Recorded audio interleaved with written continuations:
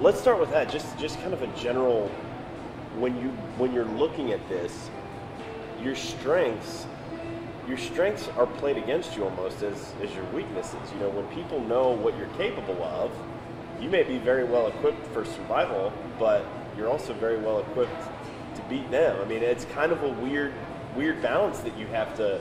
Is it weird watching that all unfold for the first time as a viewer? It absolutely is. It's extremely weird and exciting because you don't know what's going to be viewed. It's also humbling, like I mentioned. Your strengths become your weaknesses because you become a threat if you're aggressive, or if you're strong, or if you're social and you're building alliances. You're a threat. You've made it this far. Obviously, you know how far you got. We at home, we don't know. We're watching, so your fans, your view, everybody's excited for you. What's it like for you to sit back and to watch it all? The past several weeks to see how it sort of got from that first getting to the island to where you are now. It's extremely exciting. So during the viewing, I'm just as excited as everybody else. I didn't see all the moments. I only seen the conversations that I was in. So it's really neat to watch all the other conversations unfold and see how everything went down. So yeah, I get excited. Obviously, we share all the viewings here at Buffalo Wings and Rings in Mason, and just watching all the viewers watch me, because obviously the majority of the viewers know that this is the first time that I've seen it as well. That's one thing that I always wondered about reality TV. When you watch a show and you see the person in the confessional and they're talking to the camera or whatever, and you're like, that person's going to watch this when this airs. Aren't you worried about what they're going to...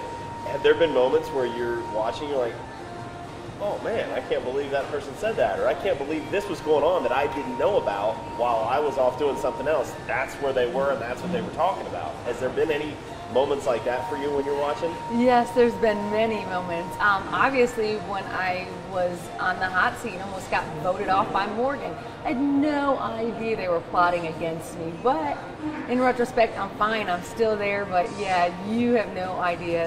And then obviously, we're still in group chats and everything, and you fire back, like, what's going on? What were you thinking? And obviously, they fire back saying, just calm down. It's all game talk. Now we're all great friends. But yeah, it's surprising when you hear somebody else, plotting against you. What was that like, sort of right off the bat? You're on the hot seat. I mean, you were close to being eliminated. What's that feeling like when you're out there and you're that early on? Are you like, oh, come on, not yet, not yet? I think at that moment when you're at Tribal, you think you're going in so safe and secure. Obviously, Navidi had the numbers, so I wasn't worried. But then when I saw my name on the parsonage, I was like, okay, well, it could be the other tribe. And then a second time, and then I started getting nervous. I was looking around at everybody to see who it could be. But yeah, it's extremely nerve-wracking. I mean, just as nerve-wracking as it was going to war, because you have all these enemies firing at you, so yeah. Is it as dramatic as it looks on TV? I mean, when you're in it, I'm sure it is, but talk about just that drama that sets in, because when you're watching it on TV, your heart's pumping. Probably the same, if not more so. Exactly the same. It's fast and furious, and you don't remember.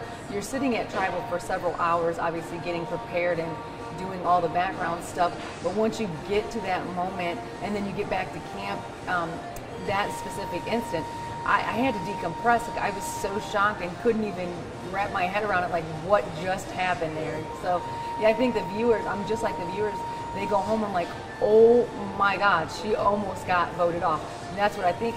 Even watching it now, I'm like, oh my God, I almost got voted off. And I'm sure, like you said, there are things that you're watching now that you didn't necessarily get to see, but also things that maybe you were so caught up in a certain moment that you don't even really remember it as you're watching it, almost like you're watching it for the first time. The situations you've been involved in. Has there been anything that you've looked at and said, I wish I would have done this differently, or I wish I could take that back? Any moments like that of, I guess, regret? Overall, no. I think I played with my heart and good values and loyalty. So while I might have done small little things, I'm extremely proud of what I've done. Talk about that. So this is what got me to the merge. So this is the Malolo, the cursed tribe flag or guidon, and myself and Michael burn it to reverse or break the curse. And it seemed to work because guess what? I'm having a big feast tonight. Awesome. And it was kebabs, right? Is that what it was? No. It's a feast. So it has meats and breads and desserts and chocolate brownies and wine and, oh, by the way, rum. You got to have rum. We all got to indulge in rum. Enough rum? I had enough. Okay, good. I had enough, yes. That's a pretty, I mean, that's something you'll keep forever, I'm sure, and cherish. Where do you put that with things that memories, I guess things that you've taken away, because you have this decorated past of being in the military. This is kind of like a badge of honor for you a little bit. It's got a parallel. It is a badge of honor. So I'm going to frame this with the picture of Michael and I burning it. Michael and I was extremely close. So it was like breaking, the monotony and all the tribes that had their original alliance and bringing that family together, the newfound family. So yes, it's going right next to my awards and decoration from war, if you will. What's been the reaction from friends and family watching the show alongside you here at Wings and Rings and seeing you get to the merger point and advancing? How have they taken all of this? Well, the support is just overwhelming. This past week I did a veterans event and we did a fundraiser and we raised about $3,000 for veterans. And a lot of my local viewers and followers just followed me and participated in it. So, yeah, I am grateful for all the local support and far support that I've received so far. There's perfect camera opportunity. You call us next time you got a veterans event like that. We'll come out. Yeah. Get some local cameras on it. I'm doing in Blanchester on Saturday. Okay. This Saturday, there's a church that I'm doing a fundraiser and they're taking donations and it's more of a answering questions. So it's more in depth where viewers get to ask me certain questions. How do you get there? Like they're obviously the ones that I can't answer. Yeah. So that is a charity event that I'm doing. I'm doing several ones. I'm doing one women's event down at the Great American Ballpark. So the Reds are coming in and we're meeting a bunch of female veterans, and I'm going to be one of their guest speakers. So, and that's right before we leave for the finale. So it's the 17th of May. Okay. I think they're playing the Cubs, and also that is the military appreciation night for the Cincinnati Reds as well. Let's post it on that. Yeah, I'll send you the information. Yeah, okay. send it to me. We'll see what we can do. That's going to be huge. He's got over 300 guests on the list. That's awesome. Isn't All it? local? Well, it's not just veterans. I think it's their big sponsors, okay. The people in downtown Cincinnati. Gotcha. So I would definitely let him. I'll send it to you and then say this Adam would like to come. I would rather him than anybody. Sure. But, That'd be perfect. That'd be awesome. Trying to think. Anything else?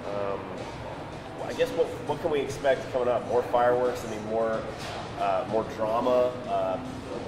What can the viewer expect in the coming weeks? So you definitely can expect excitement, a little bit of drama. The group is getting smaller, and everybody is on one island, so you don't have to worry about what is going on the other two islands from Yunua and Malolo, which are no longer. There's a lot more people on the island to build alliances with. But there's also, with that comes a lot more drama. More risk, a lot more intrigue. Think here. How hard has it been for you to sort of keep it in, keep the secrets that you have of how far you made it and what happens? I mean, you know the outcome here. How hard has it been to not? Okay, that person's gone this week. How difficult has that been for you? In the beginning, it was extremely hard, but now I think I've gotten used to it. So you'll get a few questions and then all of a sudden they'll say, how far did you get? Or they'll try to just squeeze one in. And at the veterans event, I had a little girl that was just drilling me with questions. She was like 8 years old and she was drilling me. And I'm like, no, you have to watch. And which is great because it continues to get the viewers to continue to watch. And so, it was hard in the beginning, but now it's just reaching like, no, sorry, can't do anything. What's the most positive feedback you've gotten from people like at events like that where they say, hey, I watched, what do they tell you that's something that really sticks with you? The biggest thing I think is the children, and they're so young and they're so excited to see that they know so much and they're loyal fans. It's surprising, but I love the kids.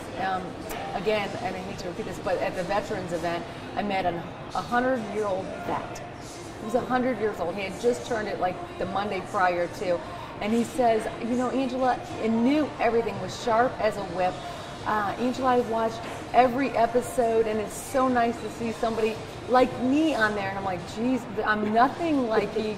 You're this big hero, and here I am playing a game of, for $1 million. So that was really humbling, and I was really grateful for that. What's the biggest thing that you've taken away from watching yourself on TV? Perception. So RBF is huge for me, and I did not know that I had that, or rolling my eyes. Like all my friends say, Angela, stop rolling your eyes, stop doing this. And you don't realize how annoying or how bad you do it until you see yourself on TV. And I'm like, I think I've mastered the eye roll.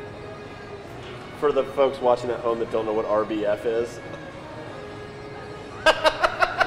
I'm kind of embarrassed to say it. That's why the acronym is nice to have. Resting B face. Yes. And I've mastered that. Oh, that's awesome. Anything else that's important for the show that we haven't covered yet? I'm trying to think. No, the only thing that I can actually say is I want to thank the local viewers because their support has been amazing. Like, I can't thank them enough. It's so nice to come here and have all the tables full and participating. It's like a big family now. Like, dedicated viewers, returning viewers. The same ones come every week, and it gets bigger and better every week. So thank you. So every week you're here too, right? Every week. Okay. I don't have a break anymore. I went to Michigan obviously last week, and I viewed it with veterans. From now on, every single Wednesday, I will be here, right here. from 7 to 10, viewing with local viewers. Perfect.